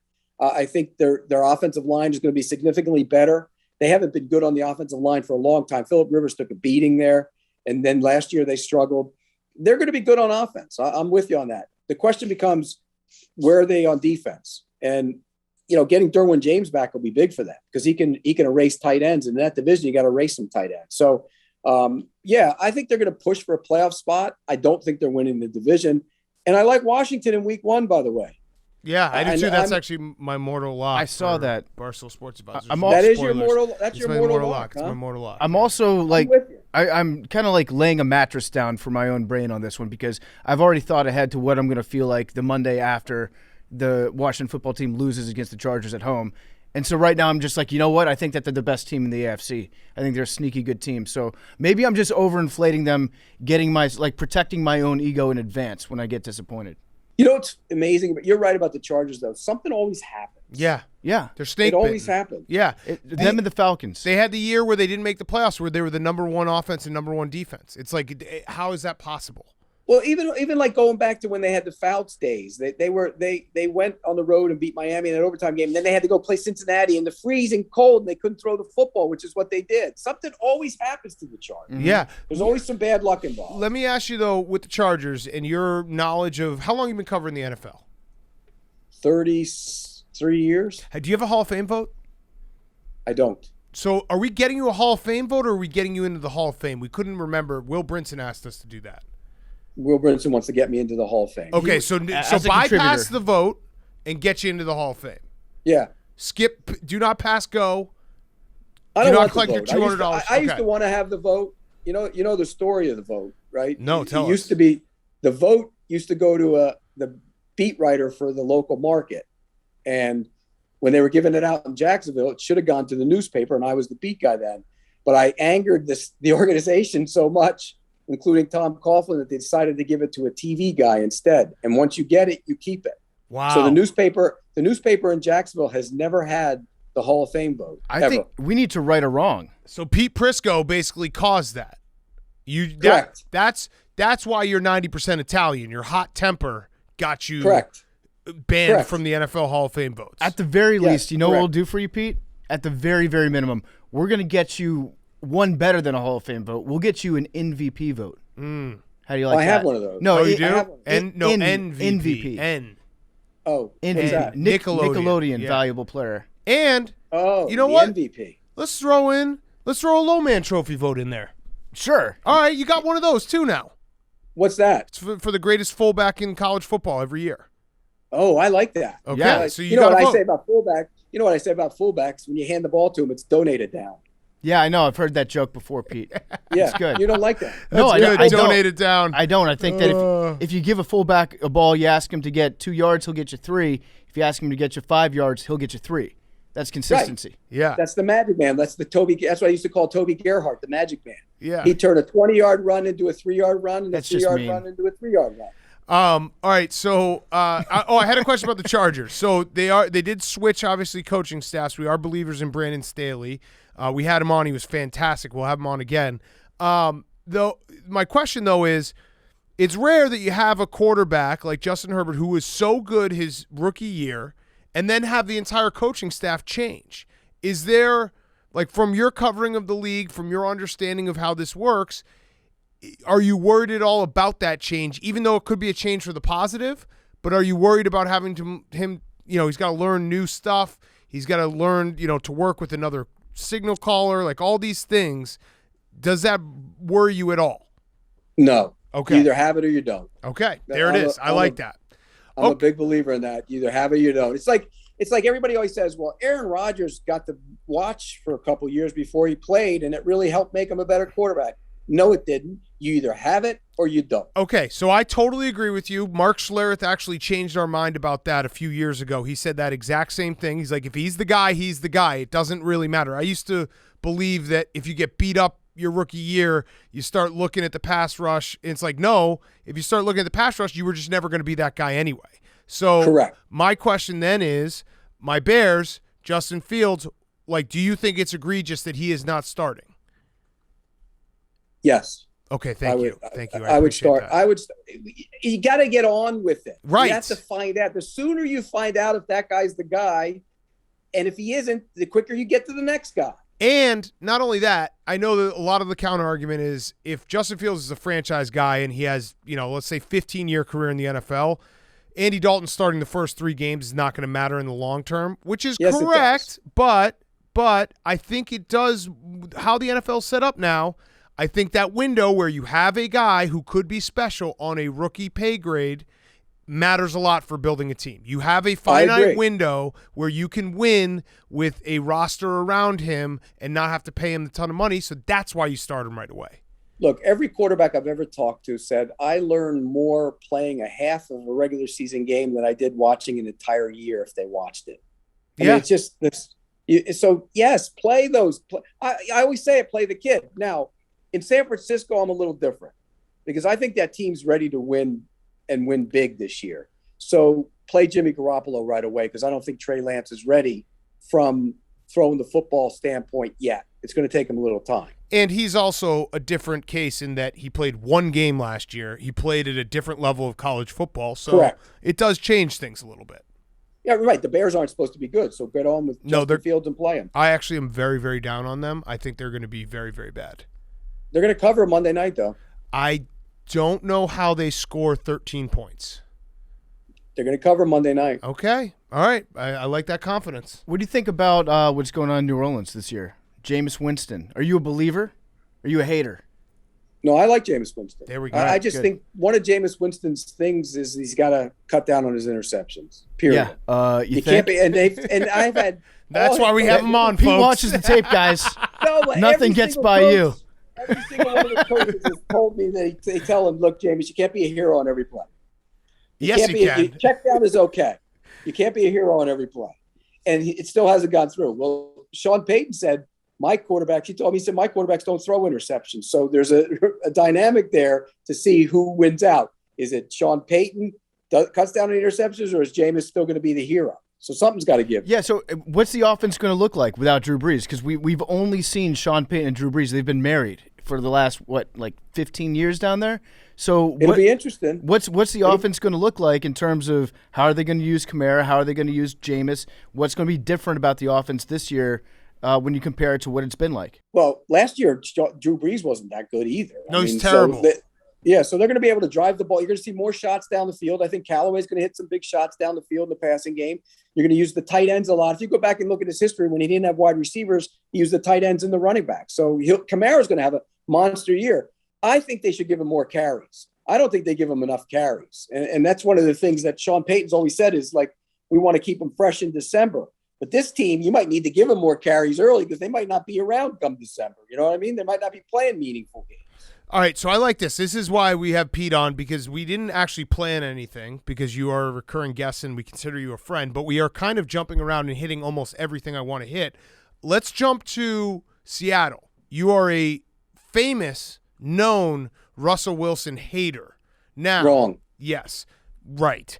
Now, you're the guy who, if Russell Wilson makes an incredible play, Pete then goes, he left a clean pocket, and gets really upset about it. That is correct. Am I not wrong? I've done that. Yep, many times. I do that with all quarterbacks. Now, I liked Russell Wilson. Obviously, when he played at Wisconsin, I think he's an awesome player. I love watching him play when he gets going.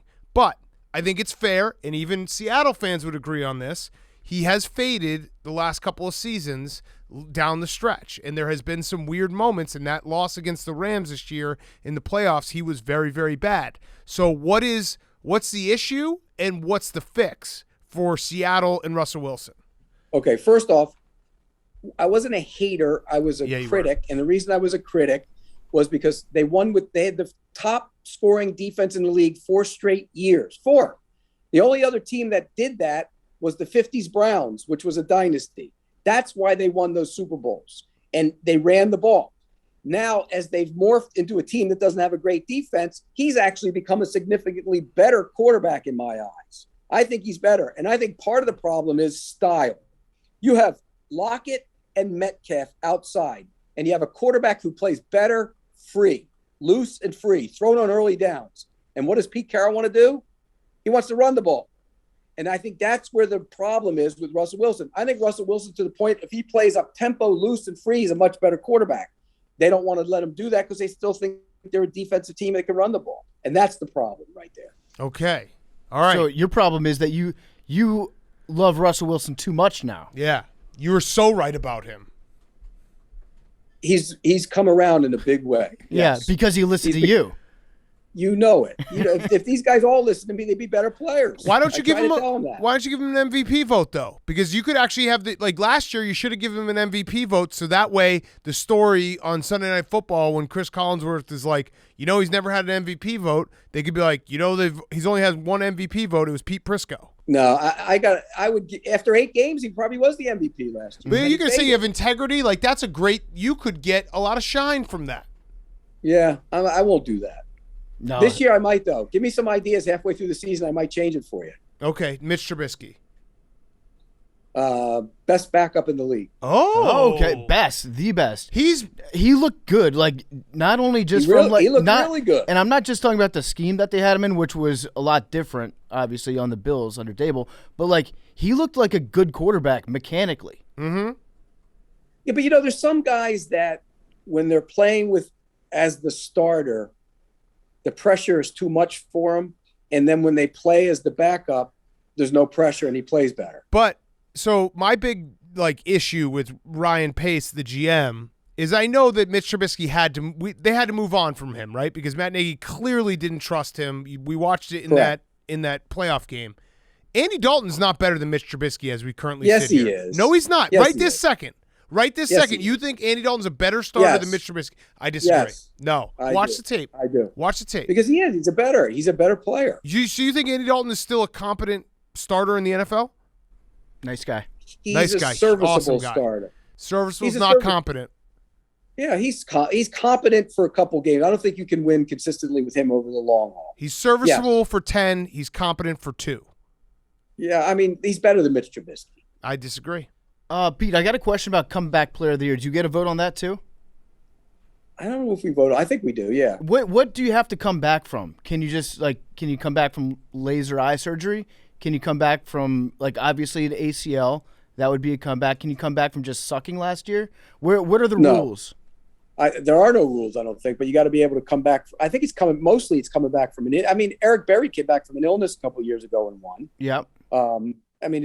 You're going into the deep dark places. Like if somebody had a car wreck and they came back, they'd probably win the award. So like Ben Roethlisberger, for example, I bet you he's really pissed off that he didn't win last year when Alex Jones won it, because this was like Alex Smith. Or sorry, Alex Jones. Alex Jones. No, Oh, wow. he did not win comeback player of the year, not yet. But no, when Alex Smith, obviously had the gruesome leg injury, Ben Roethlisberger was probably like, "This is my year that I'll come back."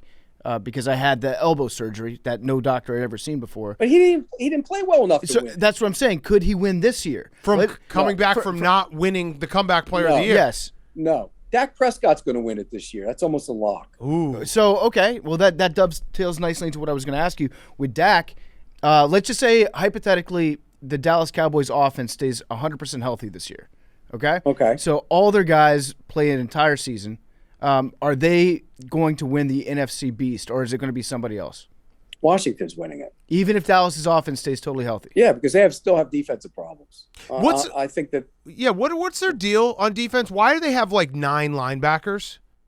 Well, I mean, they have... Yeah, they paid Jalen Smith, so they have to keep him. They drafted Micah Parsons. They have Van Der Esch. Yeah. I don't know. Then they got Keanu Neal's playing linebacker. He's actually playing. Can you explain that? It might be Parsons and Keanu Neal on the field more than the other two guys. Right. Can you explain why they are going into this season with what feels like way too many linebackers? I don't understand it. Well, they weren't happy with Jalen Smith, and Van Der Esch got hurt last year, remember? So that's why they drafted Parsons. I wouldn't have drafted Parsons. I would have, and he's been very good, but I would have drafted another position, corner, something like that, because I think they need a pass rusher. I think you're right. They have too many linebackers. But Jalen Smith, they made the mistake of paying him, and then he didn't play that well. Yeah. Daniel Jones, since we're in the NFC Beast, Daniel Jones, buying or selling?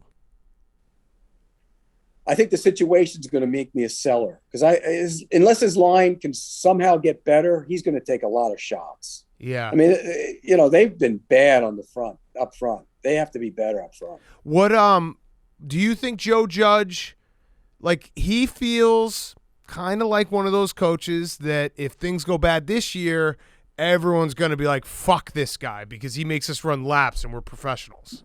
Yeah, there's a fine line there that if you push too hard and you're not winning, it's going to go left. Are you worried about Urban in that respect? Because Yes. he feels like a guy who's going to keep doing his method even if they're not good. Yes, I worry about Urban in a lot of ways because how's he handle losing? Because he's going to lose.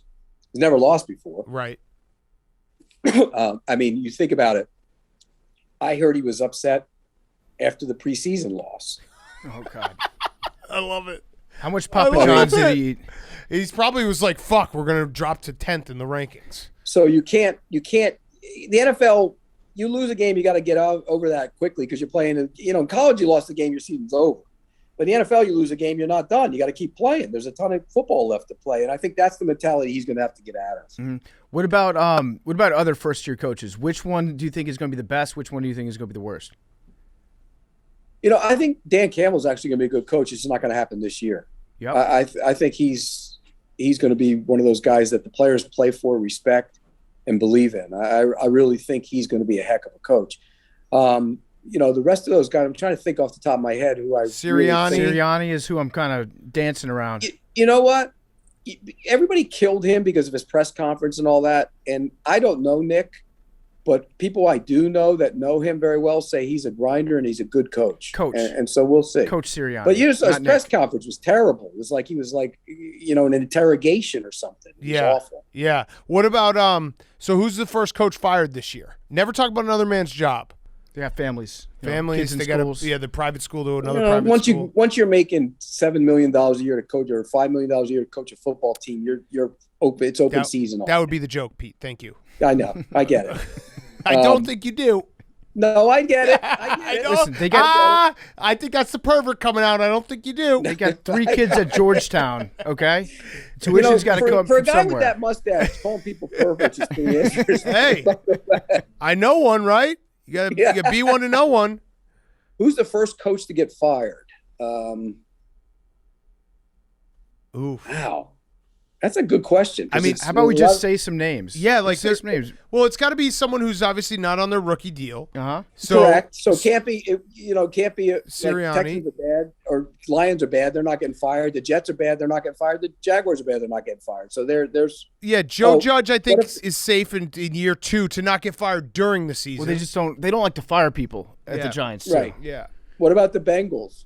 Zach Taylor. I don't think that they care about Zach. I think he's okay. No, I think he's okay for this year. Ooh, let me throw one out there for you. What about Cliff Kingsbury? Hot seat. Yeah, like if the Cardinals stumble out of the gate here, I feel like that could happen.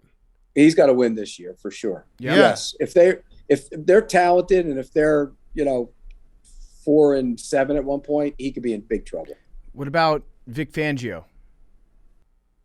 Another one if he's struggling, he's in trouble. Particularly since that quarterback was his pick, by the way. Yeah, but let me ask you this about Vic Fangio, because he's obviously, I would make the argument that he's the best defensive coordinator in the NFL right now. If he was a defensive coordinator, not a head coach, what he's done everywhere. He did it at San Francisco. He did it for Stanford. He did it for the Bears. Like, he's been everywhere, done it. Why does a guy who is that good at his job as defensive coordinator struggle as a head coach? Because it's the game. It's manage the people. You got to coach your coaches and manage the players. And it's different when you have a room full of, half the team. It's different than having the entire team. And when you have all the coaches, it's different than having your staff on the defense. It becomes a bigger job, and you got to deal with all the distractions. And this guy's, didn't come to practice on time because he had to go pick up his wife, or, all the crap you have to deal with. And so that's where I think some guys handle it better and other guys don't. And you've seen it. Guys are just coaches and they can't handle all this stuff on the outside, and whether Vic's that guy or not, we'll know after this year.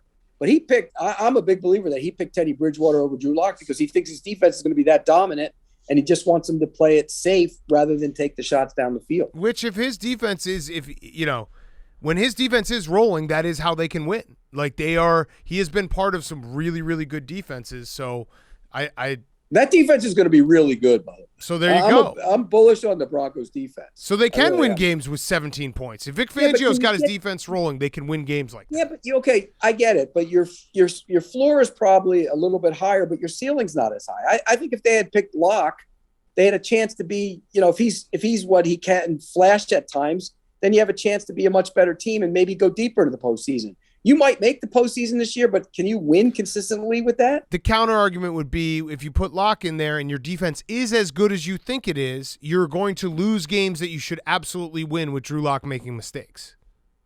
Well, but again, if your defense is that good, you make a mistake, then you're going to stop them and hold them to a field goal. Yeah, but no, but if your defense is like out of this world good, right, and you lose the game because Drew Lock threw 3 interceptions, that kills you because you're like, our defense put together a game that should absolutely win, and we just weren't able to do it. Well, the other side of that is if your defense is that great and you play conservative offensive football and you end up with 7 points and you lose 10-7, that's the other side. Don't make me break out the expected points per drive chart, Pete, because we're talking if you throw turnovers in your inside your own 30, that's probably going to translate to more points than if you drive to the 30 then punt.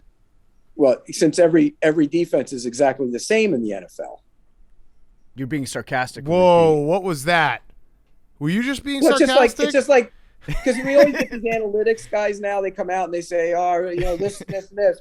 And Tony Khan, who owns an analytics company, is, the son of the owner in Jacksonville. And I said to him, when you guys start doing analytics based on inches instead of yards, then because when the ball's over the 2-yard line, and okay, let's just say you're inside the 2, but you're not at the 1. What's it say on the stat sheet? Don't hand the ball to Marshawn Lynch. Well, that's what it says in history. But what's it say? Seriously, it says 4th and 1, right? Right. So if you're inside the 1 on the inch line, what's it say on the stat sheet? 4th and 1.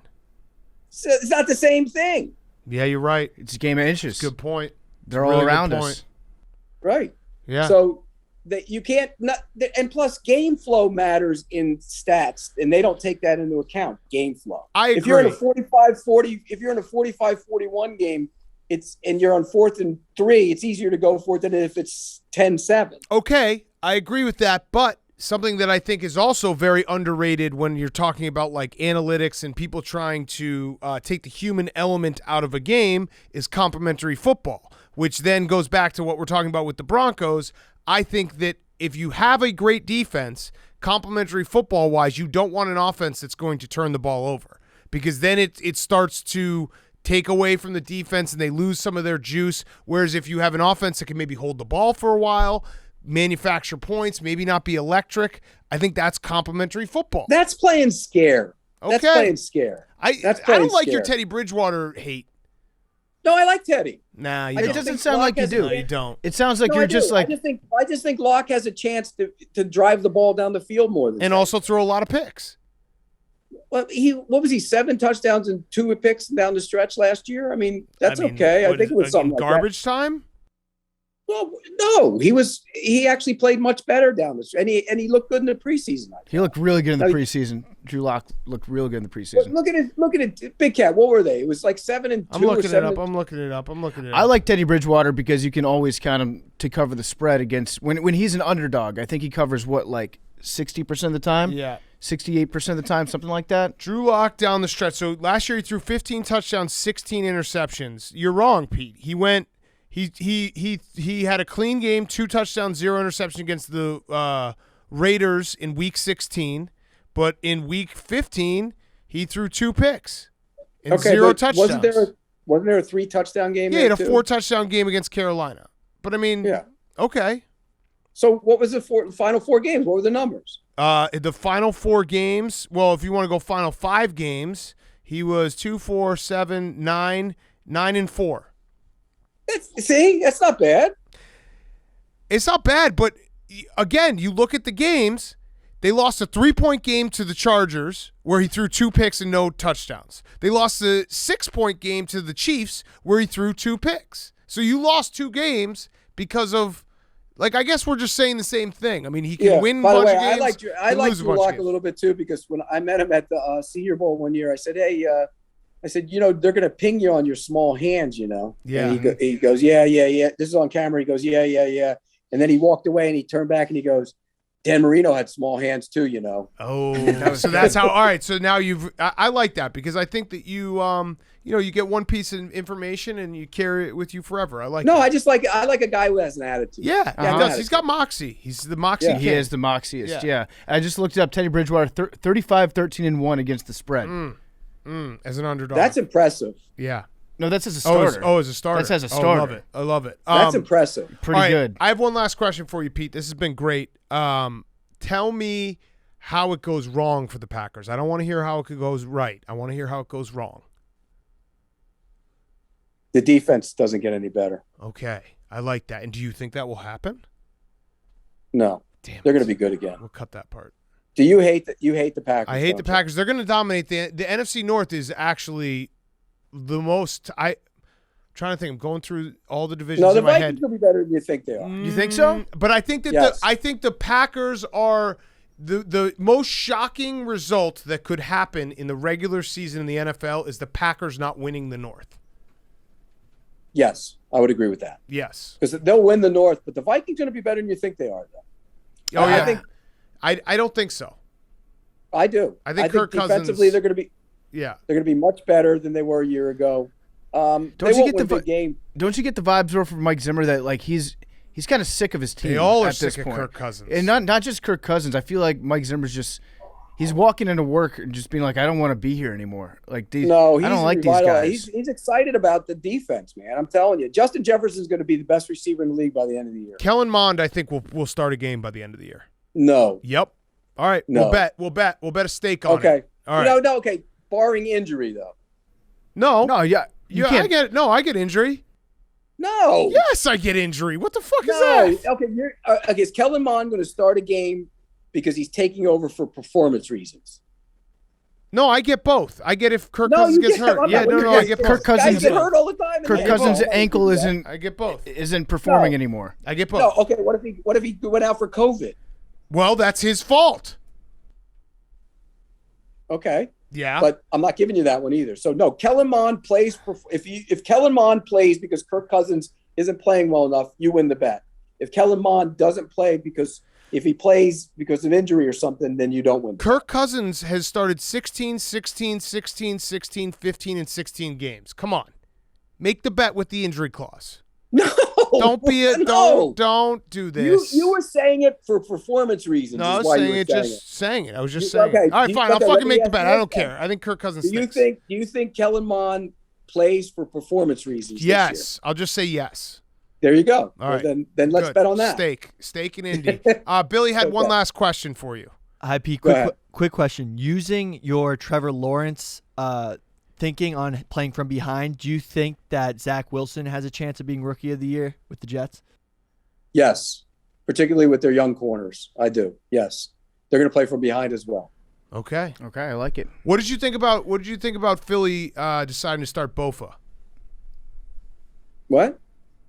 What do you think about Philly deciding to start Bofa? Bofa? Yeah, Bofa D's nuts. God, you guys are so good. Do you get the joke? Have to? Do you get the joke? Still have to? You get a little older, sometimes they take one. Yeah. Got your ass. Fun, Pete. Got your ass. Love it, Pete. You got me. Yeah. You got me. Yeah, we got you. It's all right. Say hi to Candace for me, okay? You're not getting me on that one either. How about Mike? No, I'm not even going to say. Mike Hunt? Yeah, you know him? Yeah, oh my God. All right, Pete. Thank you. It's always fun. Go check him out at CBS Sports, one of our favorite NFL How's guys. Simon's kid doing over here, huh? Is he still your producer? Simon. Jake Marsh. Oh, yes. Yeah, we forgot We about met that. him. Simon's, Yeah, we met Susie him. Simon? We met him. Yeah. He seems like the kind of guy that would get along real well with you. Yeah. Just two South Florida guys. Yeah, of course. Yeah. They're Yeah. Jets fans, though. I grew up a Giants fan. Yeah. Yeah. I love it. All right. All right. Pete, is it, would you rather have Ed Sheeran or Imagine Dragons playing the opening night? Imagine Dragons. Imagine dragging these nuts on your forehead. Walked into They're it probably, again. they're probably hanging by your ankles, by the way. Got your ass. All right, Yeah. Pete. See ya. See you, Pete. See you guys. Thank you, Pete. Good friend Pete Prisco is brought to you by Verizon. We love Verizon. I'm on Verizon right now. Have you ever gone over to like a friend's house and you have to use their phone, or maybe you get your service changed for like a week back like 5-6 years ago, and you're like, what the hell is this? This isn't Verizon. Ruins your day, ruins your week, ruins your life. Use Verizon. Verizon is the best, and they've done it. They've done it again. They've been named America's most reliable network by Root Metrics for the 16th time in a row. That's a dynasty. J.D. Power named them most awarded for network quality for the 27th time in a row. With the fewest call, messaging, and data issues of any network, it's clear nobody builds networks like Verizon. Nobody builds 5G like they do. Yes, there's only one best network, and that is Verizon. There's only one best. That is Verizon. All right. Firefest of the week to wrap it up. Remember, no guests on Mondays in the football season, so we can just talk football. We can talk ball. We'll be taping after everything, so get excited. Firefest of the week. Hank. My Firefest, I was trying to remember this, Big Cat. I couldn't tell if you were the one that put me on to the fan app. Yeah. Okay, you were. So I need white noise to sleep. My AC in my old apartment used to like blast, and it was enough noise and everything. Cold came in, didn't need a fan. I bought a fan for my new apartment because the AC doesn't, it comes through, but you don't hear it. I need to hear it. I can't just sleep with my own thoughts, otherwise I don't sleep. Yeah, torture. So I bought a fan, broke the fan. I don't know how. I literally don't know how. All of a sudden it just like came unhinged, was still going, and like just, it was like a hose basically. Like the head of the fan came off and was just going crazy around my apartment. What? And then I tried to. Shattered in the middle of the night? It didn't shatter. It just like fell off, and then but was still. Imagine a hose. Like imagine a hose. When Yeah, you because drop it, and then it's it got a just starts- motor, so Yeah. it's moving around your apartment. So it was still plugged in, and it was still just like. And you woke up in the spinning middle of around. the night with this? Yeah, and I had to like I was like and like had to turn it off, and then I This is incredible. I'm just trying to think like the different steps that my brain would I go don't through, know. trying to figure out what was happening. Also- when I've got a fan tap dancing around my bedroom. Also, add to the fact that we're not talking about a regular person getting woken up. We're talking about Hank, who he probably wanted to fist fight the fan. Are you sure? No, so that's the Firefest. I'm pretty sure in my what you just described, I think I broke the fan trying to like mash it back together because then the next day I was like, all right, I'm gonna fix this fan, and it's broken. Like it's just completely broken. Hank could win the heavyweight championship of the world if you just got him to go in the ring right after he woke up. Yeah. You just like had him sleep next to the ring, just tapped him on the shoulder, and just like, all right, fight time. He'd go in and just smash anyone. Yeah. I mean, you guys like I remember my sister, she used to have to wake me up for school, and like that was like we had years of Yeah, and turmoil because of it, because I would just flip out on her. But yeah, so then I did have the fan app. I actually paid for the upgraded one because I added a No little ads. music. Yep. No ads, little music. But I have to get another fan. I just bought this one like 2 weeks ago. yeah, well, it sucks. The good news is summer's over, so But But it's not even about. Yeah, it's the sound. It's the sound. Yeah, it's the sound. It's just the sound. Yeah. And it's nice to not have to use your phone for it. Right. Yeah, no, I have a fan next to me. did that. Yeah. I did that, and the first night I was like, I'll. Once I went back, realized the fan was broken, turned on the fan app, and then woke up. My phone was dead. Right. why don't you try to just go on a YouTube channel? I bet you if you just search like fan noise on YouTube, you could just. But the blast fan that. app has it all. Right. The fan app has it all. I also like the cool air. Yeah. And You I'm like- with you. I'm with you. I like the a real fan. The real fan. yeah, preferably. Yeah, Or no, the fan if app the is for AC the- if the AC does enough, like the AC is on in my room, but it's not that cold, and it's not the noise isn't coming The through. fan app is for the road. An actual old school fan is for at home. Right. Yep. Okay.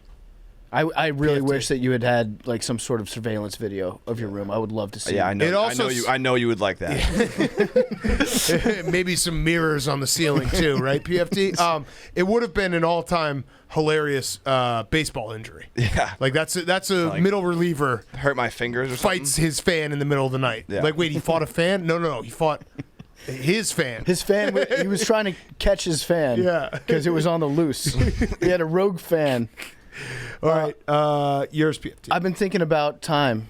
I've been thinking about time too Uh-oh. much. Whoa. Oh, boy. It's fucking me up. Stop. You know what I thought about today? Yeah, we're almost 40. Going back in time 7 years. Dude, stop. That's I know what- you don't like age. That's a million times worse than the We're one going I to be had. 37 this January, Shut up.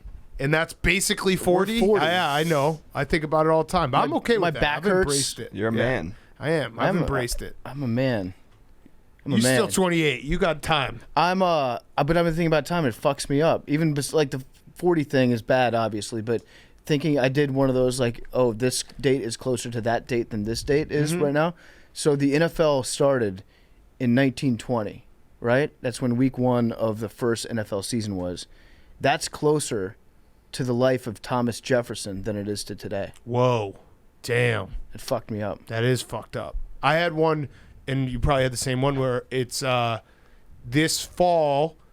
I still have friends that I met freshman year in college. This fall is officially I've known them for more than half my life. Yeah, I've had that. It's nuts. I was talking to Big Cat about this like the other week, but me and Big Cat have been, because we started the same year at Barstool.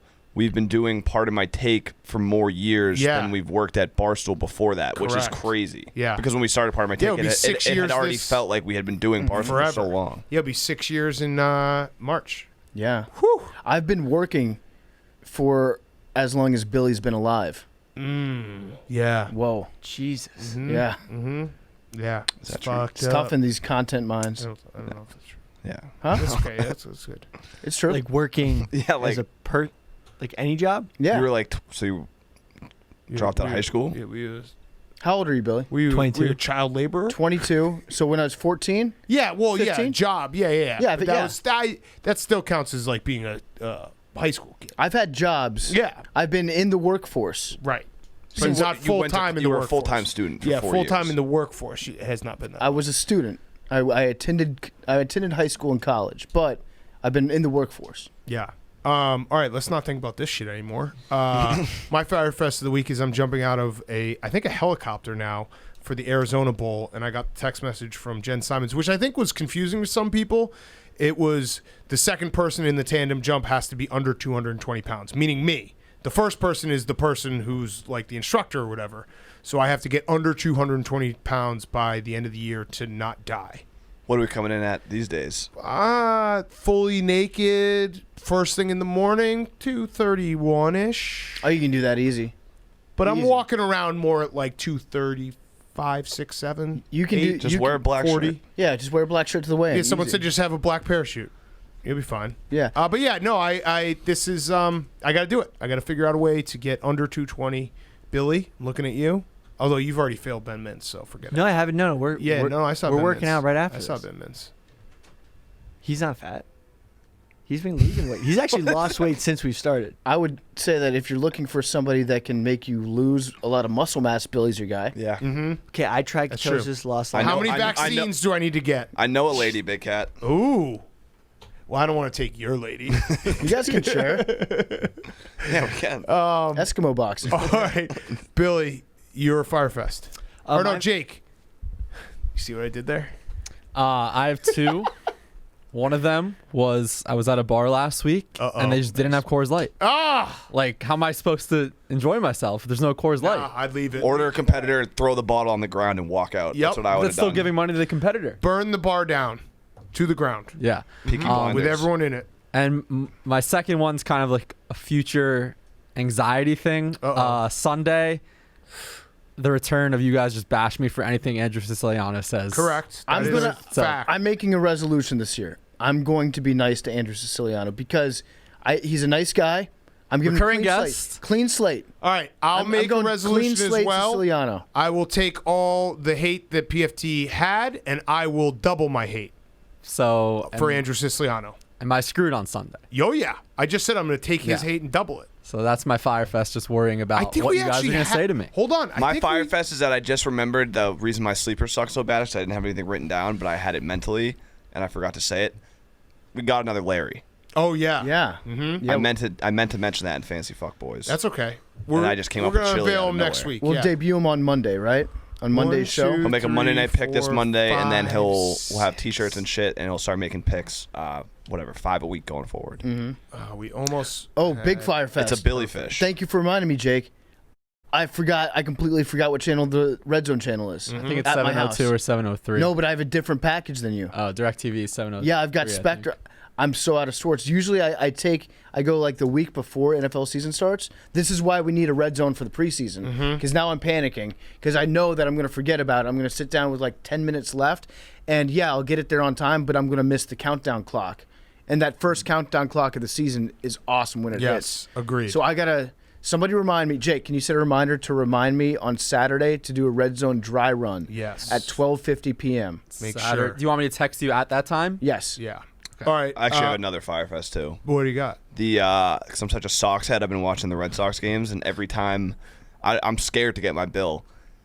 Every time I turn my TV on, turn it off, if I go to the extra innings channel, you know what I'm about to say? Yeah. Yep. It doesn't. You have to reorder it. Yes. I've done that like 20 times in the past 2 weeks. Yep. Every single time. It's like, you can't watch, you have to order a subscription. You're going to be in a fight. I've had this happen. So they're going to charge me? Like they have to see that. I did it like 3 times, I want to say. If that's the case, I've paid for like legitimately $400 worth of MLB Price extra of fandom. innings. Price of fandom. Yeah, it's crazy. Yeah. Seam heads like us, you know. Yeah. You gotta shell out for what you got. You got to do it. All right, Billy, wrap us up. I was going to sleep one night. I saw a bunch of sirens. I saw the lights. And you just ran out to help? No, I first responder. No, I looked down. You are Dwight Schrute. No, I looked down the street and I saw like 7 or 8 cop cars all at one intersection pulled over, and I couldn't figure out what was going on. Okay, so did you go ask? No, because it was too late, and I was in my boxers, and I really wanted to know what was going on because it looked like a lot of activity. And I'm new to the neighborhood, so I didn't have anyone to ask or anything. So your Firefest is something. I literally live a block away from you. Did you know what happened? So it might have been. I might have been there. I don't know. Wait, actually? No. I'm fucking with you. Have you ever citizen arrested someone? No, but I'd like to. Yeah, I know you would. You absolutely are looking for it. Billy, when you were a kid and you got left home alone, did you set up traps throughout your house, like in hope that burglars would break in? Mm-hmm. No, but I'd lock all the windows and doors. Pussy. Be ready. What kind of guy? What kind of kid are you? You lock all the doors? Yeah, I mean that's like that's an all-time scare moment is a kid being like, "Uh-oh, what?" Also, I just realized this book has been on the table the whole time, which will be a teaser for upcoming interviews. Whoops. So subscribe to the YouTube. Yeah, subscribe to the YouTube, and we're gonna get to 300. Right now. And PFT's gonna pop off those glasses, and we're gonna see his eyes, his beautiful eyes, My freak eyes. Yeah. Whoops, that was our mistake. So yeah, great interview coming next week. We're like actually a really, really good one. It was like an hour long. So if you're listening, if you go subscribe to the YouTube, anyone who's listening right now, go subscribe to the YouTube, please, so PFT can take off his glasses and so you can see who the interview is.